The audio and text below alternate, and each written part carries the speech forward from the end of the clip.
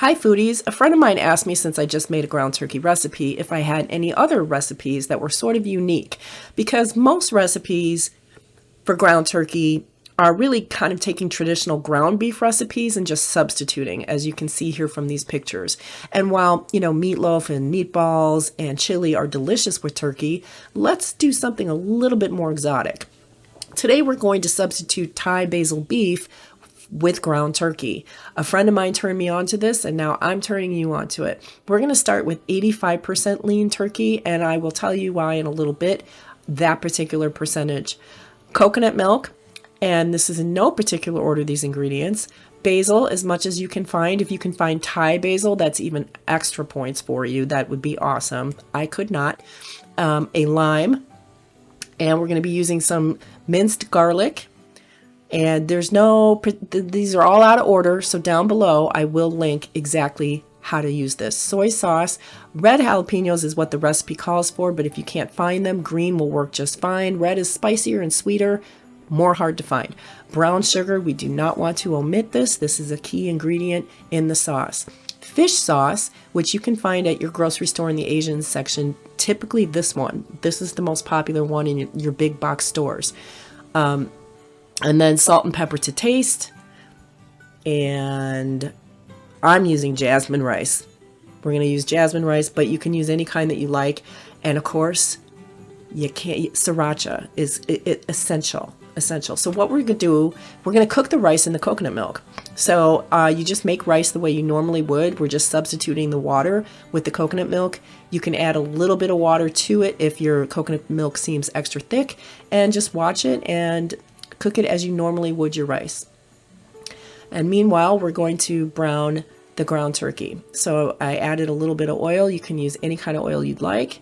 Now, the reason I'm using the 85% as opposed to 93%, which is what I have in bulk, is because 93% turkey has virtually no fat in it. So what it's going to do is act as a sponge with your sauce, and then you won't have any sauce. Now, the meat will taste delicious still, but your rice will be really dry, and we don't want that. So the 85% gives off enough liquid to where you'll still have a bit, some juices, and you'll be able to make a yummy sauce to go over your rice. So that's the reason for the 85%. I decided to break out this thing again just because I have to give it one more chance before I put it in the Goodwill pile. But I think it's going to end up going to the Goodwill because I just don't know. I just don't see the hype. I don't get it. It's just one of those more gadgets that, once again, I just don't feel that I need. But anyway, once that's browning, we're going to make our sauce, which is just taking the soy sauce, adding the fish sauce to it, and adding the brown sugar. Once again, I'm doing this one-handed, so sorry for the very amateur-looking filming here. And you're just going to whisk that up. You just want to make sure that your sugar gets mostly dissolved. There might be a little bit left on the bottom. That's okay, but you really just want to incorporate that sugar in there. And now we're back to, see, I got a spoon. Now we're back to browning the meat. I'm adding the jalapeno. I'm using the green. If you're serving kids, then yeah, you're going to want to de-seed it and de-vein it. But add as much or as little of the heat as you would like. And if you can find the red jalapenos, that's even better. That would be awesome, especially if you do like spice. Or you could use Thai chilies. You could use palm sugar instead of brown sugar if you really want to authenticate this. So now, once the meat is brown, all you do is you add your soy sauce mix. And as you can see, it's going to be juicy. The meat is not sopping it up like a mop the way it would if it was the 93%. And really, turkey is still so healthy that you can get away with using 85. I promise I won't tell. So now we're adding the basil. And again, this is something that you can add as much or as little as you want. I love the basil. And like spinach, it will wilt a little bit. So it looks like you're putting a lot in, but by the end of the dish, it's not as much as you think. So use it as sparingly or as much as you'd like. I personally think basil is what makes this dish so delicious. And we're just going to let this cook for a few minutes longer until the basil is sort of wilting and the flavors are all sort of incorporating together with one another. And this is such a fast and easy, but simple and delicious meal. I'm serving it over my coconut rice. And that's usually how I make it. My friend actually rolled it up in spring rolls for me when she made it for me. I'm garnishing it with the lime juice, which is essential, and the sriracha, which is optional, but the lime juice you got to do. Thai is all about tasting all of the different sweet, sour, spicy, salty, everything at once.